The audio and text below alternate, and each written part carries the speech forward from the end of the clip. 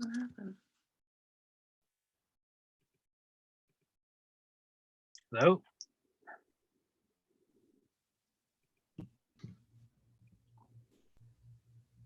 Bill, you made it. Just for, yeah, about 30 minutes. Whew. Okay, hi everyone. So sorry. Little problem checking the watch. You're doing great. You're doing great, Mary. So thank you all for coming. I think I got everyone who's supposed to be a panelist on. I will check again. Dimitri also said he would be a panelist. Dimitri Smantidos. He's on. So Okay. Thank you for joining us. If you all just want to quickly introduce yourselves and take it away. Ooh, thunder.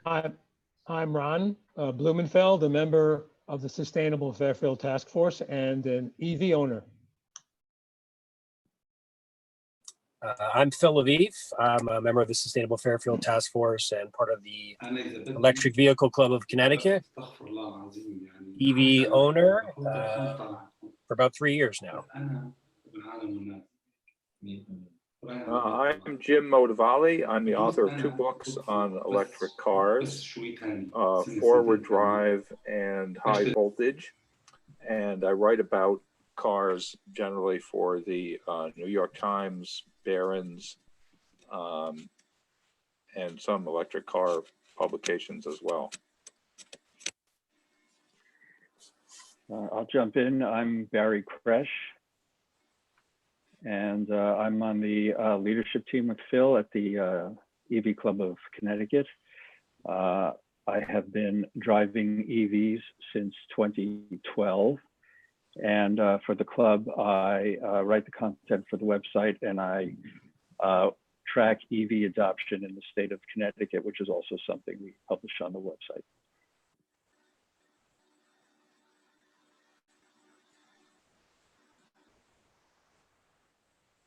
Peter, do you want to introduce yourself and unmute yourself? Help me out with There you running Zoom. How do I become visible? You're there. You're unmuted and we can see you. Okay. Hi, I'm Peter Lombardo. I'm an EV owner. I also own a used car dealership in Berlin, and I race cars as a hobby.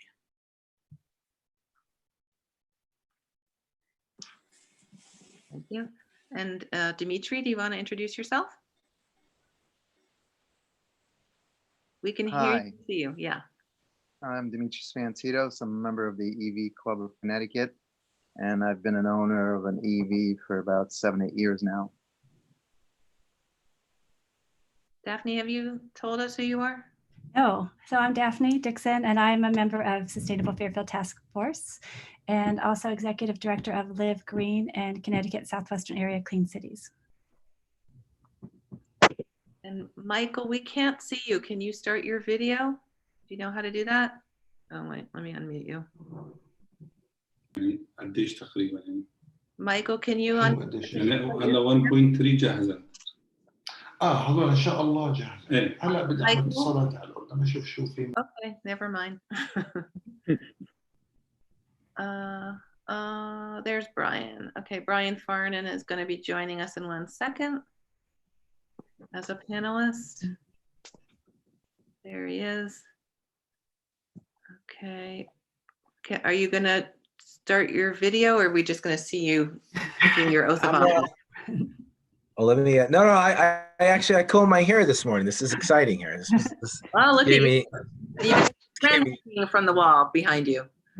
So this is known as my new office, which is my son's room. So it's you know, I put papers over here. But the one thing I do want to talk about is I think there is an opportunity with as bad as things are, obviously with the COVID-19 pandemic, is to look at potential ways to encourage economic growth and address climate change. And obviously, you know, there's been huge cost reductions in electrochemical battery technology. And I think a key component of that has been plug-in electric vehicles for why that has occurred.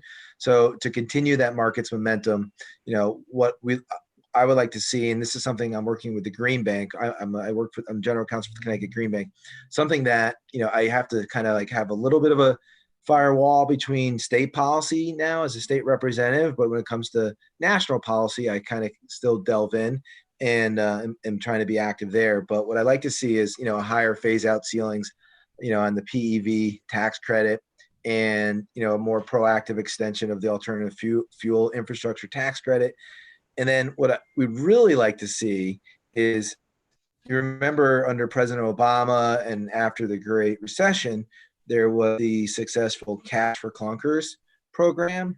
And we'd like to see kind of like a phase 2 of that, but instead of being, you know, for just any new car, that it would be targeting EV. So that's something that we're working with other national policy groups to encourage a new kind of round 2 of Cash for Clunkers, but this one being focused on alternative vehicles.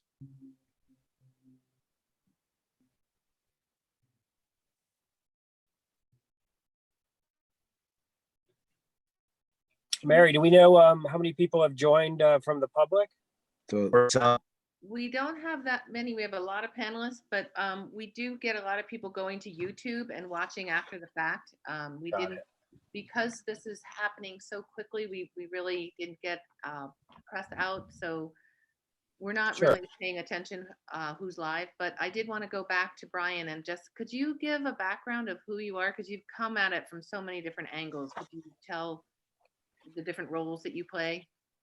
Sure, happy to. So I'm general counsel of the Connecticut Green Bank. The Connecticut Green Bank is a quasi-public state agency, and the whole idea behind the Connecticut Green Bank is to move towards using financing and using small amounts of public dollars to attract private capital. The thinking is that we are not going to be able to fully address issues like climate change with just public sector funding and support and grants, and you really need to mobilize the private sector. So that's kind of our angle on most things when it comes to addressing climate change. I'm also a state representative in Fairfield. When Brenda Kupchak became the first select woman, there was a special election for her seat, which I won back in January. So I sometimes, with my Green Bank hat, I have to kind of have a little bit of a wall between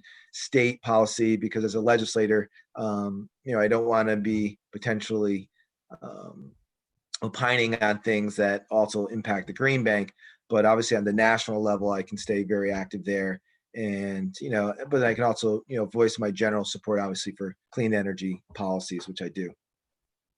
Thanks. Phil, did you introduce yourself? Yeah, Mary, was that directed at me? Yeah, did you introduce yourself?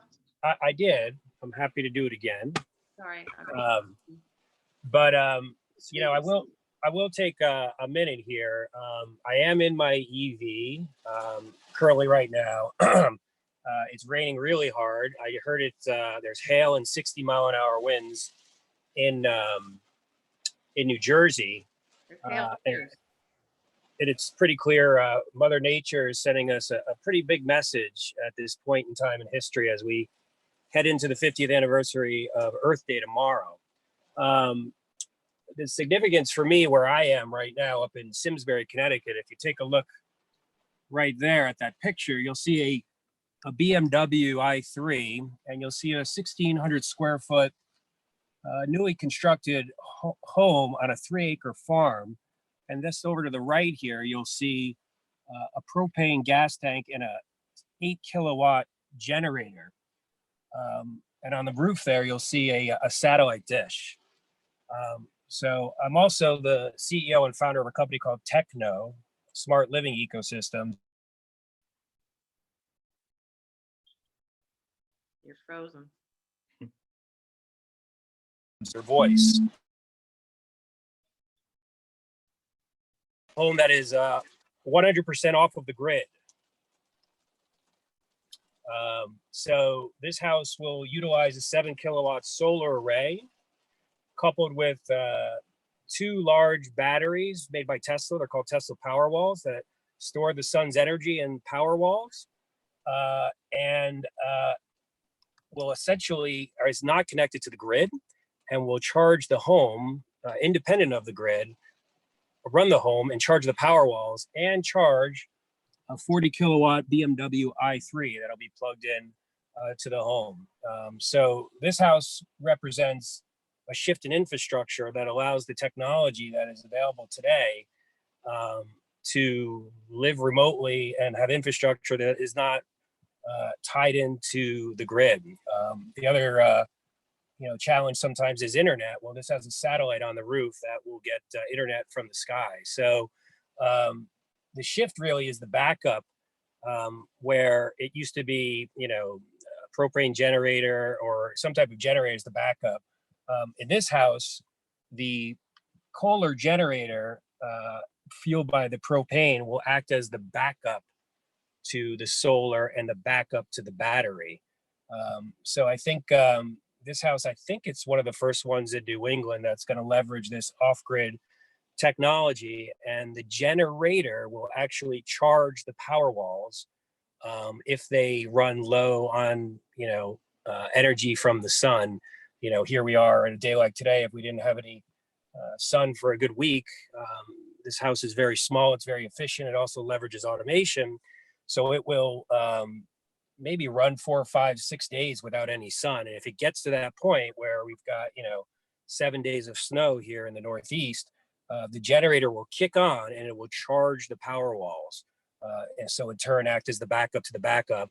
And it's a pretty exciting project. So I thought it was timely heading into Earth Day. It's timely for this call, knowing that there is this technology that's very ahead of the curve that allows people to live sustainably, kind of simple and smart, and will accelerate this shift into photovoltaic battery storage and what I think is the conduit, which is the electric vehicle. So yeah, it's exciting. We call it Project Titan. There it is. And That there's is exciting. Is there, but back exactly focusing on EVs and cars and anything. Sure. Jim Mottavelli, in particular, since you focus on the EV industry and you're looking at the future of EVs, do you have any predictions about what's coming out in the near future, in the far future? Can you give us any crystal ball things? I can't unmute you for some reason, so you need to. There you go. Yeah, I think we're seeing a pretty dramatic increase in interest in EVs. The market still is not huge, either in the United States or globally. Last year, 329,000 cars with plugs were sold in the United States and 1.9 million worldwide. So we're seeing definite increases. COVID-19 has really put a damper on all auto sales. Many automakers have seen, as a result of COVID-19, their electric vehicle sales go to practically zero, but that's happening against the backdrop of almost all their cars going to very low sales. When the industry will recover is not clear. One thing that I find fascinating is that Tesla's pace of sales has maintained in the wake of this situation. They're still selling way more EVs than everyone else. Maybe someone else has an idea of the percentage of the market they are, but it's more than half the market is Tesla. And I think part of that has to do with the fact that Tesla only sells electric cars. And the other automakers that intend to do that haven't really launched yet, but there's going to be 3 or 4 fairly serious competitors to Tesla on the market soon. And they will test whether the public remains as loyal to Tesla as they are right now. The problem for most automakers that have electric cars in the fleet is they're just not promoting them enough. And I think we've seen this when people go into showrooms, which of course they're not doing now. People are more spending their time shopping for cars online, looking at electric vehicles online. But there's a recent Sierra Club study that looks at when people go into showrooms and ask about the electric car, they're often told, steered away from it, or told that it's not a good choice, or that they don't have any that are currently available. I mean, it's just shocking, really. Check it out at the Sierra Club, because you'll find that very few automakers are basically, there's a phrase called compliance car. And that means that automakers offer electric cars basically because they have to in some states, but it doesn't mean they have to promote them.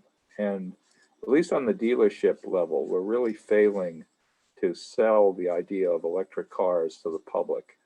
And I'm looking at a JD Power survey, the 2020 Q1 Mobility Confidence Index, and it's not showing much of an increase. It's actually kind of stable for electric cars. It shows a big decrease for self-driving vehicles, owner confidence in that. But what we're not seeing is a big spike in interest in EVs among the public.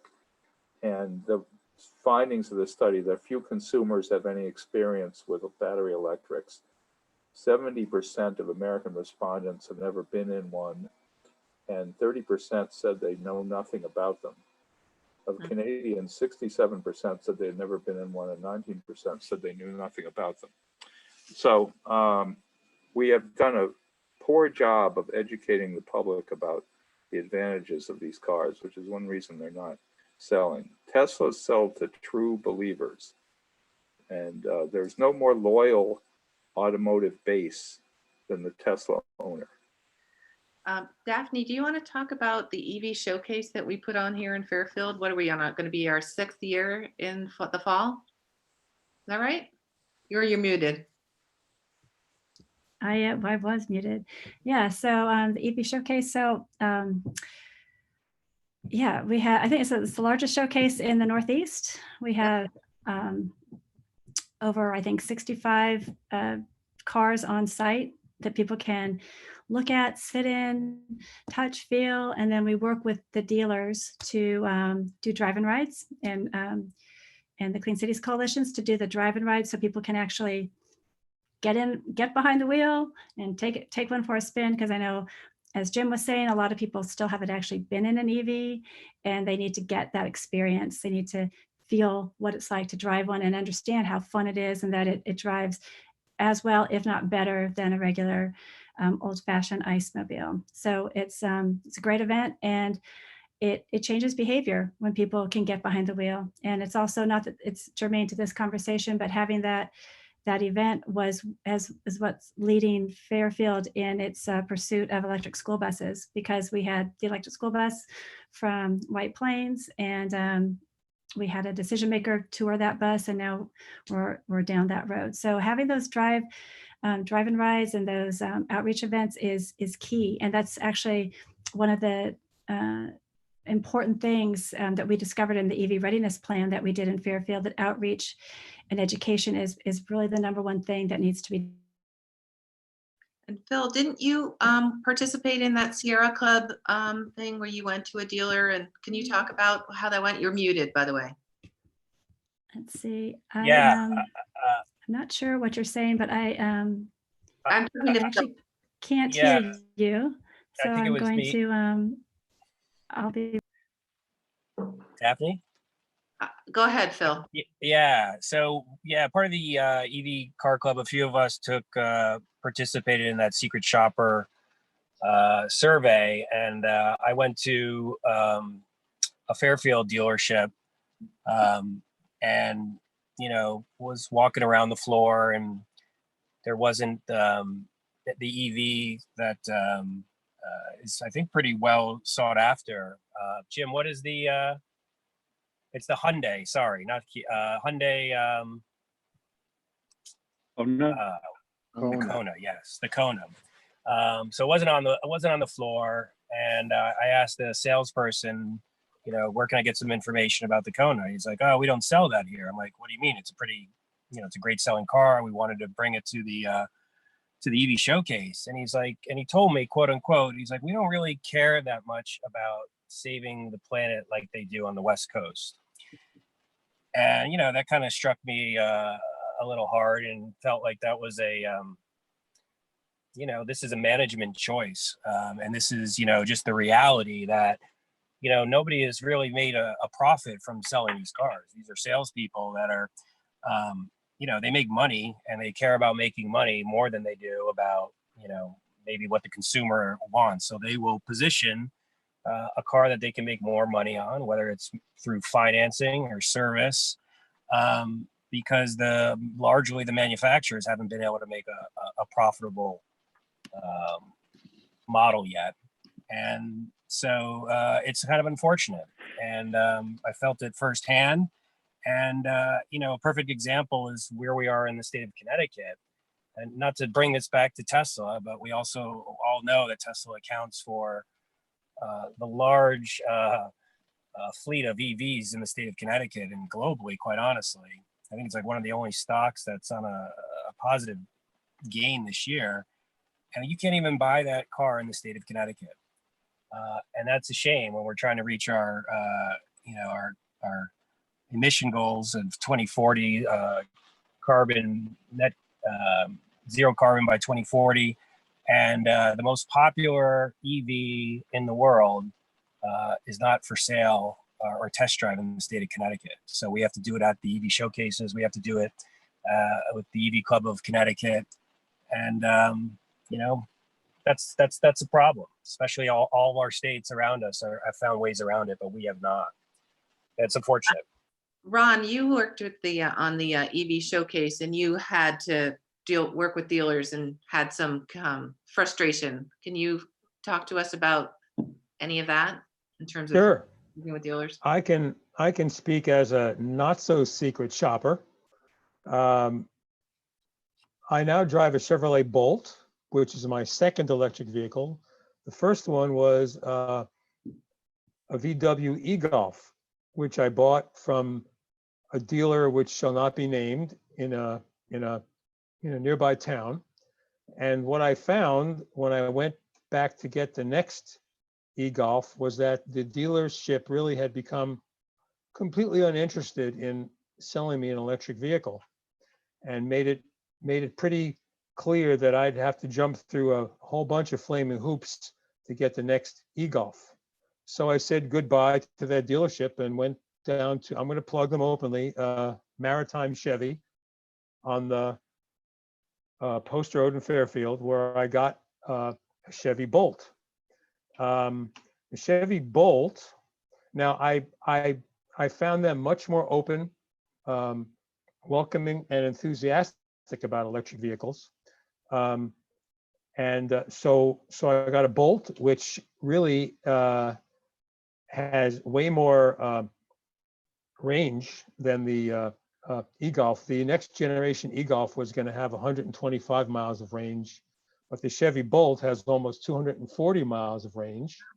And I just love the car. It really drives well. It's fast. It's an intuitively used car. So I'm extremely happy with it. Of course, I wouldn't mind owning a Tesla either, but I found the Bolt to be a really great option. The thing that I've noticed is that you almost never see a television ad devoted even in part to an electric vehicle. I think I once saw an ad for the Nissan Leaf, an entire 60-second ad for the Nissan Leaf. I have never seen anything like that going on. So back to Jim's point, we really haven't done a great, I don't know who we really is, but we haven't done a great job at letting the public know about electric vehicles. And obviously we have to do a better job there. It's also very clear in terms of buying a car at a dealer that there really is almost a disincentive for them to sell you an electric car. Even if they make some money on the sale, they are not going to make any money on service, because EVs really require minimal servicing. That's one of the beauties of them, but it's one of the problems with the business model we now have about buying cars in the United States. Yeah, that's my question, I guess, Jim, since you study the industry, they're gonna have to change the way the industry is modeled because it's modeled on service. That's how the business makes its money. Um, you know, That's very true, Mary. And let me just cite Bruce Becker just sent me some statistics from the first quarter of 2020. The sales figures, keep in mind that includes March when COVID-19 really hit. And in that period, Tesla sales were up 72.5%. And almost every other company, there's a couple of exceptions, saw fairly dramatic losses in that period. Tesla was up 72.5%. You'd have to break down exactly why that is. But again, we're talking about a company whose whole business model is selling electrics. When you go into a regular showroom, they actually have some sort of conflict of interest in selling you the EV because they probably make a lot more profit margin just selling you one of their big SUVs. So they're gonna steer you towards that if they have a chance, and especially if they don't really care about their EV sales. I mean, this says nothing about whether the other electric cars like Ron's Chevy Bolt are good cars. A lot of them are. It's just that we're talking about the priorities of the dealers. And Phil mentioned Hyundai and Kia. They have a whole electric brand now, the Ioniq. Some of those cars are very nice, but again, it doesn't mean that's going to be what they're going to emphasize when they go to sell it to you. And as I mentioned earlier, a number of other companies are gearing up to start being electric only sales. I mean, everybody notices how well Tesla is doing, all the big companies. In terms of luxury cars, Tesla sells more than like BMW and Mercedes combined. So I mean, they're going to notice that. So I have a question from the few attendees we do have, and I guess we need to explain the kind of maintenance that the EVs get and how. I just explain, the maintenance, because I think if you don't have an EV, you don't understand. Well, let me just say one thing about, you mentioned this whole service thing. Tesla pioneered the idea that they would come and pick up your car and take it to maintenance and leave you with a loaner car. That was a fairly exotic concept when they started doing that. Maybe you say they did that out of necessity, but that model has since been widely adopted because Americans hate to get their cars serviced. I think the whole dealership service model, it is where they make half their money. So they are very tuned to that, but I think that model is going to break down pretty comprehensively. Well, but in terms of what you have to do to get your EV service, Ron, what do you have to do? Well, that's the interesting thing. I can only speak from a non-technical angle because I don't really know, honestly, all that much about the inner EV, but I take my car in once a year, and I don't know what they do when they drive it into the shop, but it comes out pretty fast, and it's all done. Basically, in terms of the average driver, the only things you really have to think about are your tires, your brakes, and the windshield wipers, essentially. It's an extremely low maintenance car. There isn't a transmission. There are no oil changes. There's no timing belt. There's no exhaust system, et cetera, et cetera, et cetera. So it's a fairly simple thing. It's an electric motor and a big battery, which makes the car go. On a computer, yeah. Mary, so just to add to that, I think the unspoken question in what do you need to do when you maintain an EV is, what is going to happen to my battery after I own this car? And there is really not a lot of awareness about how long these batteries actually last. Tesla says to expect about 1 to 1.5% degradation in terms of battery range per year. So if you have the car for 10 years, which is a pretty good lifetime for a vehicle, your battery will still be working somewhere between 85 and 90% of what it did when you bought it. And the Tesla batteries are not the only good batteries out there. The BMW batteries are excellent. The General Motors batteries are excellent. So I think that's the unspoken fear of people who don't have EVs is the battery going to turn into a brick? Is it going to be horribly expensive to replace it? And the answer is that's just not going to happen. And even with the brakes, because of the regenerative braking, a set of brake pads will last you over 80,000 miles.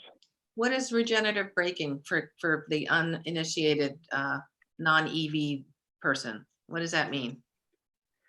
Well, when you're moving, you're expending kinetic energy, and the battery has the stored energy, the potential energy. So when you slow down the vehicle, you can recapture some of the energy from the movement and store it in the battery. And the regenerative braking kicks in before the friction brakes kick in. If you need to make a really, really short stop, then the friction brakes will have to kick in. But if you're just slowing to a stop, you'll recapture a portion of that energy and replenish the battery. So can I just explain it as a driver? My daughter drove our car home from when we bought it, and she very proudly said that she never touched the brake pedal all the way home. You press to go forward, you unpress the gas, as we call it, even though it's not the gas pedal, to stop going forward. In other words, to slow down or to brake. So you can go to a full stop pretty much by just not pressing the pedal. And she did that all the way home to when we approached a stop sign.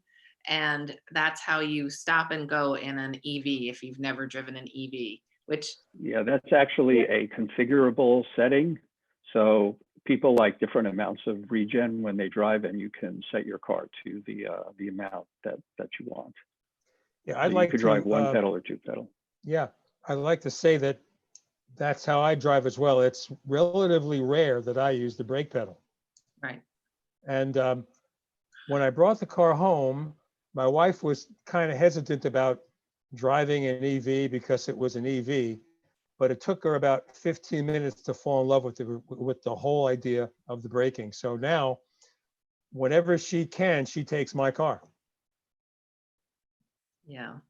I think the other kind of elephant in the room right now is that for the first time ever, that U.S. oil futures went below zero, which basically is like they're running out of places to store this stuff.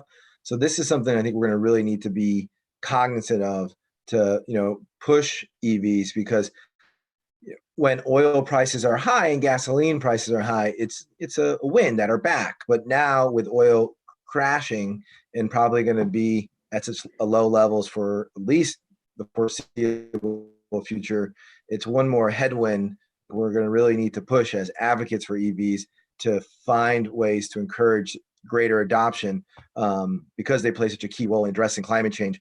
And it's going to be a little bit of a harder sell with gasoline being so cheap for the foreseeable future. Yeah. Sorry to be the Debbie Downer on the call. But Brian, you raise an interesting point, which is that we are arguably at an inflection point here from a policy perspective. If you saw the article that Tom Friedman published in the New York Times a couple of weeks ago, where he said, let's set a baseline price on gasoline. And if the price of oil gets too low, then that becomes, then the difference is a tax, and it goes to new clean energy investments or EV investments. And if the price of gas rises, then you have the opportunity to ease back on the tax. Let's not forget that in the Great Recession, there were a lot of clean energy incentives built into the stimulus plan. Mm-hmm. And it follows that they have data on what was cost effective. And we have an opportunity to do the same thing. Similarly with car sales, they declined 40% during the Great Recession. They will decline at least 50% and probably more in this crisis. I believe in Italy, they're down 85%. So the automakers that want to be forward-looking have the time and the flexibility to use that idle capacity to start retooling, especially the ones who've made more aggressive announcements like Polestar and VW. So we don't know what the policymakers and what the companies are going to do, but there is an opportunity in front of them should they choose to seize it. Yeah, I agree. You know, it is brought up occasionally that one of the things that there's sort of a disconnect between the automakers' plans to sell EVs and the public interest in them. But you have to look at the laws, particularly in Europe. In the U.S., we are rolling back on our commitment to clean air and clean water and to climate change. But in Europe, they have tightened restrictions, so it is virtually impossible for an automaker, and most automakers are global, to sell cars in Europe unless you start to introduce a fair number of electric cars. That is the major reason automakers, even the ones that aren't that committed to it, are rolling out EVs, and in some cases like Volvo, saying they're basically not going to produce anything but electrified cars. Those European mandates are very powerful motivators. Yes, in China too. Yeah. China One thing I'd like to add, we did an EV readiness study in the town of Fairfield, and we did a survey with the Chamber of Commerce and Economic and Community Development, and 68% of the respondents indicated, 68% indicated they already had an EV or they were interested in buying one. So close to 70% of the people in Fairfield. I thought that was pretty impressive. And close to 70% of the people in the survey also indicated that they expected their employers to offer workplace charging, and that if the employers offered that if they had an EV, they would use it, and if they didn't have one, it would make them more interested in purchasing one. So I think that there's a lot of people who are really just, I think we're on the cusp, and these surveys show that there is a lot of interest in EVs, and I think we're going to see a lot of purchases in the next, after this COVID thing clears up a little bit. I think we're going to see a lot more interest, and I think sales are really going to start going towards EV. That's what the survey shows. So do we maybe get Dimitri to comment, because we haven't heard from him yet, and I know he's a very avid EV owner. Well, what I'd like to say is we don't really take the total cost of running an internal combustion engine car. The health benefits, the environmental benefits, besides global warming, it puts a lot of particulates in the air. And we've seen pictures, well, it's anecdotal evidence, but that the air has gotten cleaner now that less people are driving in cities. And there's a lot of health benefits of not running, having EVs versus internal combustion engine cars. We don't take the true cost of people that get cancers or lung-related diseases because of the pollution in the air. And I've had my EV, just to go back to the service, I changed my front brakes only on my Tesla, 2013 Tesla, 5 years after I had it at 94,000 miles. So, and it was only the front brakes. The rears were still good. So, there's a lot of benefits. We need to educate the public on, besides the benefits of helping the environment and Dimitri, I remember health you costs. also telling me you had invested in Tesla, and that worked out fairly well, and that you were getting free electricity in the form of Tesla charging on the highway. So Tesla has been very good to you. Is that fair to say? Well, I saw the car, 8-9 years ago, a prototype of the Model S, and I fell in love with it. I'm a techie kind of guy, and I liked the fact that it had a screen and it got updates over the air and all that. And I thought it was a very compelling car, and it hit all the points. It's fun to drive. It was good for the environment. It, you don't have to service it. And now, because of the car, I have gotten solar panels. I have a 22 kilowatt system at my house, and a ground mount and solar roof mount. So because of all that and investing in the company, I've done very well with it. And I've educated myself on the benefits of driving EVs and try to educate other people about them. And Peter, what would you like to add to the discussion?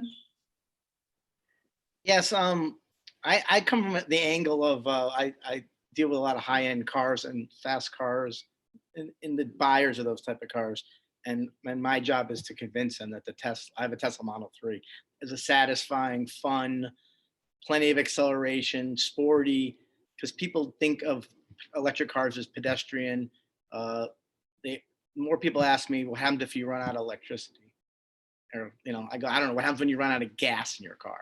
They look at me like blankly. I'm like, it's the same thing. I put electricity into my car at night. I had a home charger. I drive it during the day, plug it in at night. When you go to the gas station, I go, I don't have to go to the gas station anymore. I enjoy my car. I have 37,000 miles on it, maintenance free. I tell people about it has never been to the dealer, has never had to break down. Tires are the only wear item, windshield washer fluid. Hope you don't hear my thunder on my end. It's really raining here.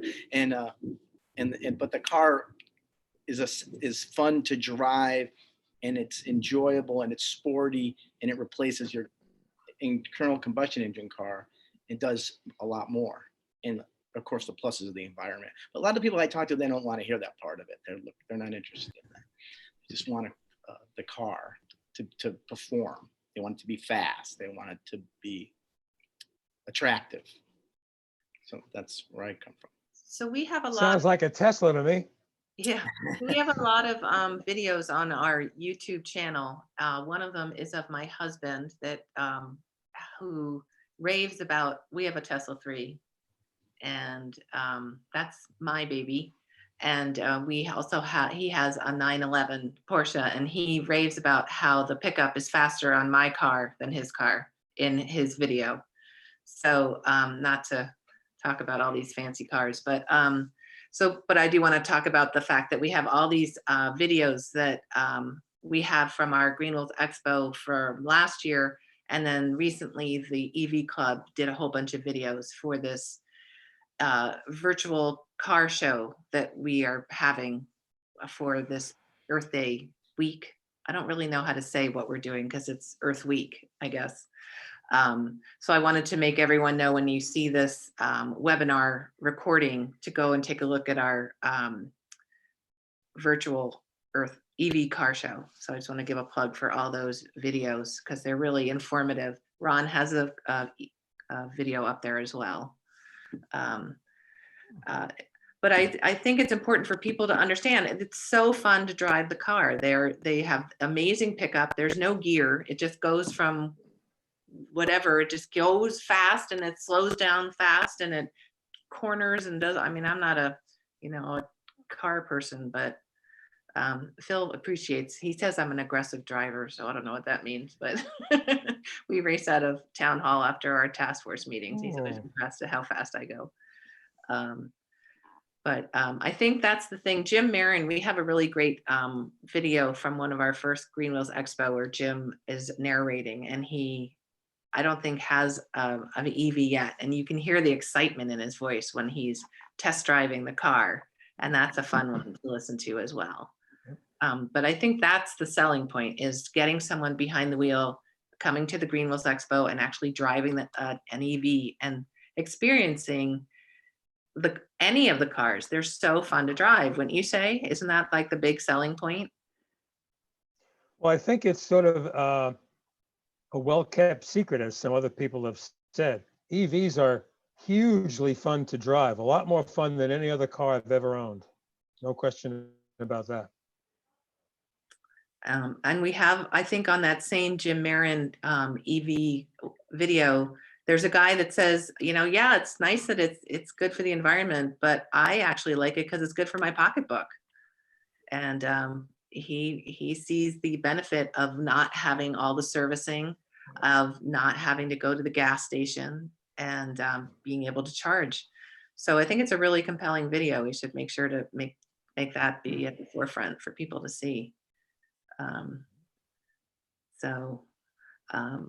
And I love that Brian brought up all the kinds of things that he's going to be promoting and pushing forward, because we're going to be talking about that kind of thing tomorrow afternoon, and as with his legislator hat on.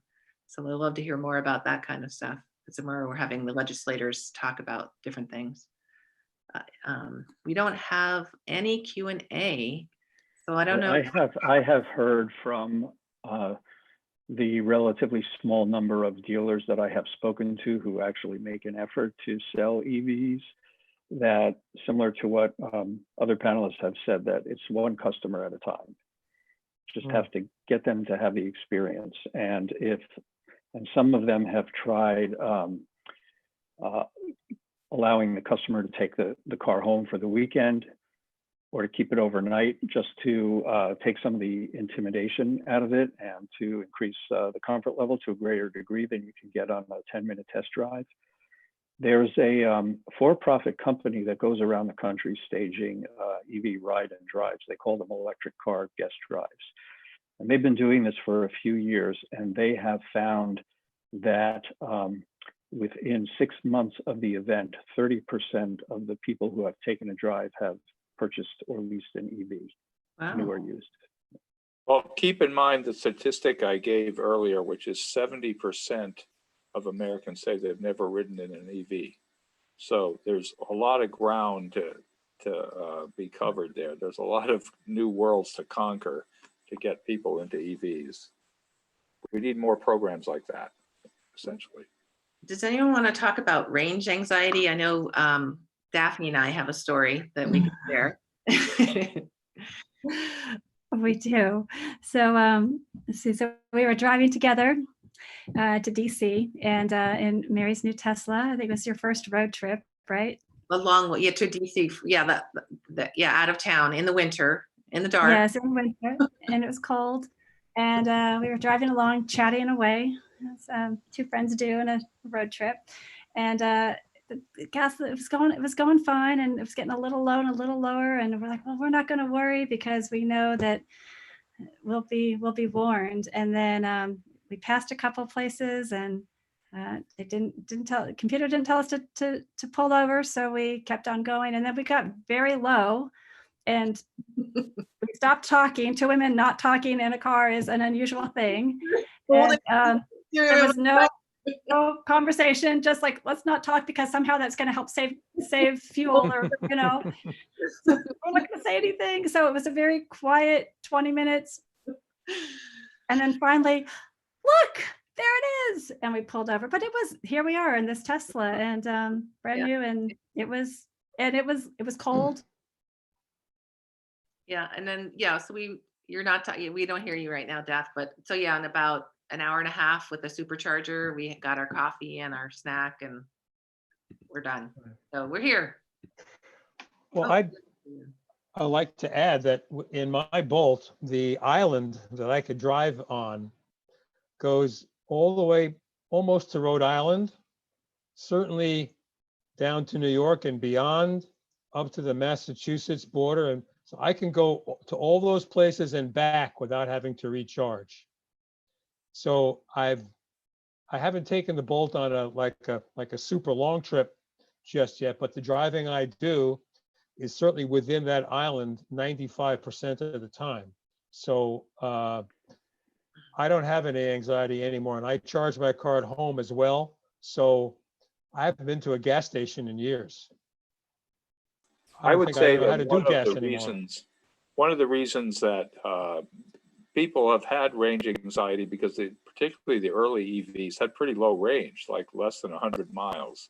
Right. And for instance, the early Nissan Leaf, effectively in cold weather, the range was like 65 miles. And that really does promote range anxiety. I've had them as test cars, and I have often, I mean, almost when they're fully charged, you're wondering if they're going to run out. But the difference between the range when it's warm and when it's cold out? Yes, cold weather definitely impacts the battery life, and not just because the batteries perform less, it's because you use more accessories, particularly the heater, which is why you have people trying to make it to the charger with the heat turned off. Because in a regular gas car, the heater runs off the engine and doesn't use up fuel. But effectively, you're using fuel when you use the heater in an electric car. So in the winter, when you actually use the heater, you're compromising the range, plus the batteries don't work as efficiently. But I'd have to say, with cars like Ron's Bolt, with almost any Tesla, the range is really adequate. I don't think people are going to be complaining about that much longer. It's a problem with the early cars. In the olden days, we had a green drinks event in Fairfield, and Leo Sereno was going to come. We actually had a bunch of EVs that were going to be on display, and it was winter. It was a cold day, and I can't remember exactly which model it was. I think it was Mitsubishi. Had a really short range, and he. It was a big deal for him to drive from his house over to Fairfield in the winter. And when he got there, he's like, I hope I make it back home. And he really wasn't sure he was going to make it. And he just barely made it. But, you know, he was a, pioneer and a leader in all this. So of course, he took that risk. That car was a Mitsubishi i-MiEV, and he got a really good deal on it. Yeah, you remember that car, right? Yeah. So it was great to have it on display, and we were glad that that Leo made it home that night, safe. I like to add, I've driven my Tesla 3 twice to Florida. Wow. Oh. And the first time I did it was to learn about, the range anxiety, the whole thing. And I did the trip, followed the computer, stopped when it told me to stop. And other than adding a little bit of time to the trip, it was, it proved that it could be done, and it was not a big deal. And it was from winter. I did it in 5 degrees, left 5 degrees in Connecticut and ended up in Florida in the 70s. And you can see the range change as the warmer weather came. But I've done it twice.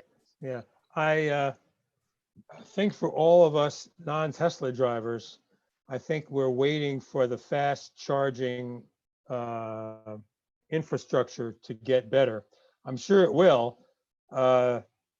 Tesla, I know, is way ahead of everyone else on that. And of course, it's a little annoying that they can use our high-speed chargers and I can't use their high-speed chargers, but that's how it goes. So I'm waiting for the infrastructure to come into place, as I'm sure it will at some point. I don't have any data on this. Maybe someone knows what's going on with that.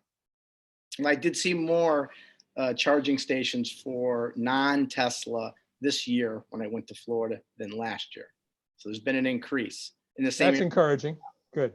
There is more of a problem in Connecticut than many other states, because we haven't gotten as far along as dealing with policies to address utility demand charges.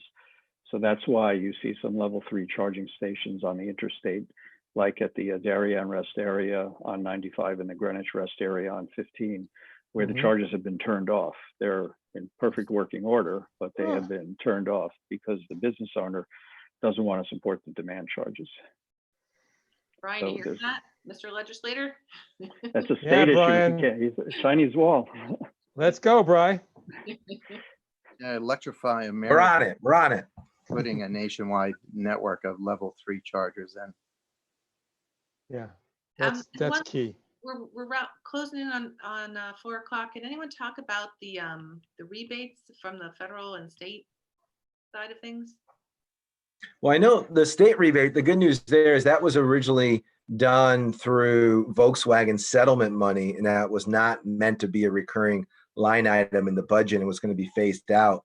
And now they, as of at least last session, they were able to put together and have that as part of the budget as a reoccurring item.